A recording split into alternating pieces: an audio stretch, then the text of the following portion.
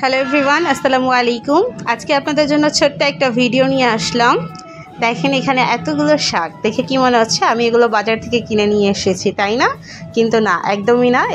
এগুলো আমি নিজে একদম আমাদের গ্রামের বাগান থেকে ভেঙে নিয়ে এসেছি, একেবারে টাটকা পুঁই শাক এগুলো। সো চলেন আপনাদের সাথে আমাদের গ্রামের ছোট্ট একটা বাগান শেয়ার করি আমি। সো এই তো আমি চলে যাচ্ছি আমাদের বাগানের দিকে। আমাদের বাসা থেকে বেশি দূরে না, একদমই সামনে। আর এই যে দেখেন এখানে আঙ্কেলরা ধান শুকাচ্ছে, আজকে তেমন রোদও নেই, তারপরে তারা শুকাচ্ছে যেহেতু ধান নষ্ট হয়ে যাবে।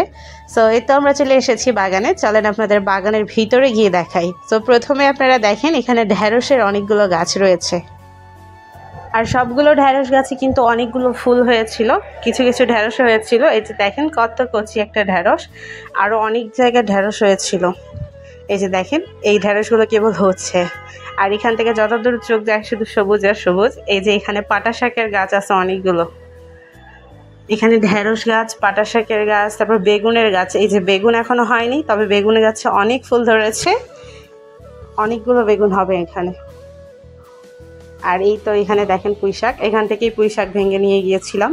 তো ভাবলাম আপনাদের সাথেও শেয়ার করি। দেখেন কতগুলো এখানে পুঁই শাক হয়েছে।